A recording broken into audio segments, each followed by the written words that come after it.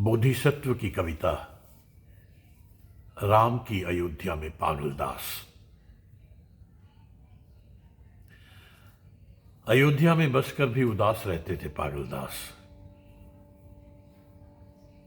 ये बताया उस मल्लाह ने जिसने सरयू में प्रवाहित किया था उन्हें। मैंने पूछा आखिर क्यों उदास रहते थे पागलदास अयोध्या में रहकर भी। उसने कहा कारण तो बता सकते हैं वे ही जो जानते हो पागलदास को ठीक से। मैं तो आते जाते सुनता था उनका रुदन, जैसे छुपाते थे वे पखावज की थापों में।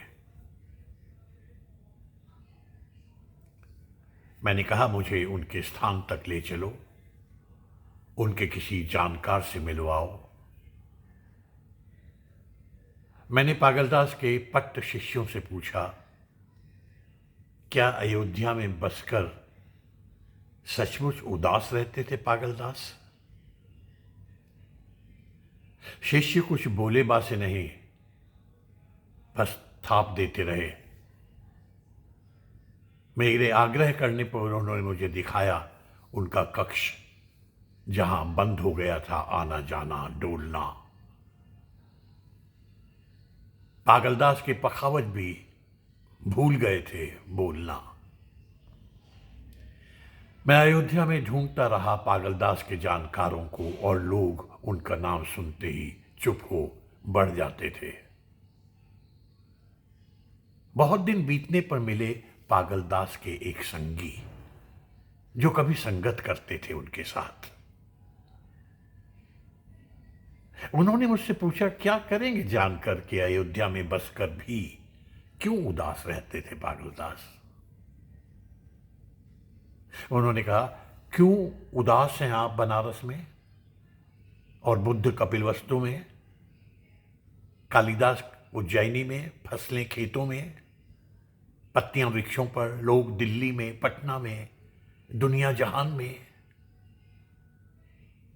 क्यों उदास हैं आप, और सिर्फ यही क्यों पूछ रहे हैं कि अयोध्या में बसकर भी क्यों उदास थे पागलदास।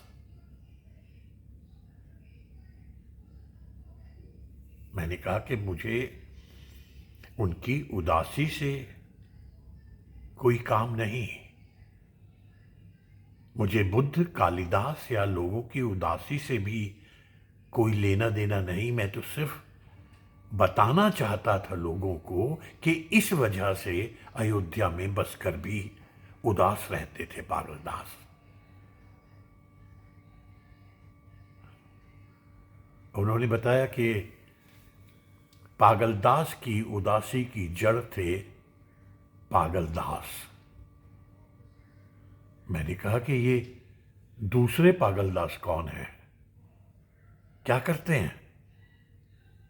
उन्होंने बताया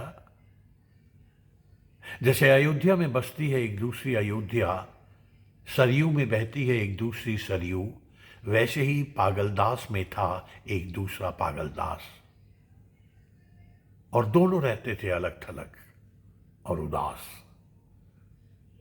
जो दूसरे पागलदास थे वे न्याय चाहते थे रक्षा हो सच की, बची रहे मर्यादा अयोध्या की।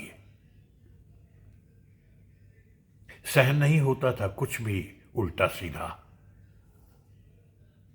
क्रोधी थे पहले पागलदास की तरह। सिर्फ अपने भर से ही नहीं था काम धाम। पहले पागलदास की तरह उदास होकर बैठ नहीं गए थे घर के भीतर। मैंने कहा तो अन्याय का विरोध तो होना ही चाहिए, होनी ही चाहिए सच की रक्षा। पर उदासी का कारण तो बताया ही नहीं आपने। उन्होंने कहा जो पागलदास सच की रक्षा चाहते थे न्याय, वध किया गया उनका, मार दिया गया उनको घेर कर उनके ही आंगन में, एकांत में नहीं, उनके ही लोगों की मौजूदगी में।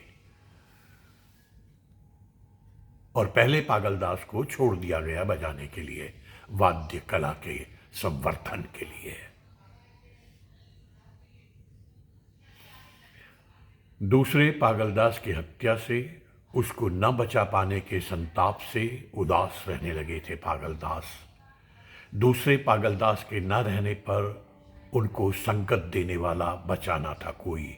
उन्होंने छोड़ दिया बजाना, भूल गए रंग भरना, तज गए समारोह, भूल गए कायदा, याद नहीं रहा भराव का ढंग, बचने लगे लोगों से, लोम विलोम की गुंजाइश नहीं रही। बहुत जोर देने पर भी कभी बजाते बैठते तो लगता पखावज नहीं, अपनी छाती पीट रहे हैं।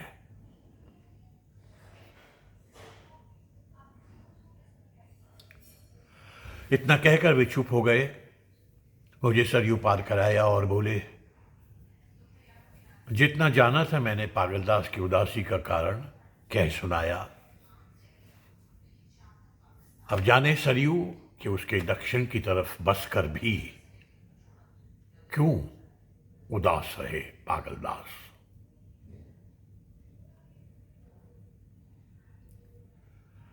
धन्यवाद।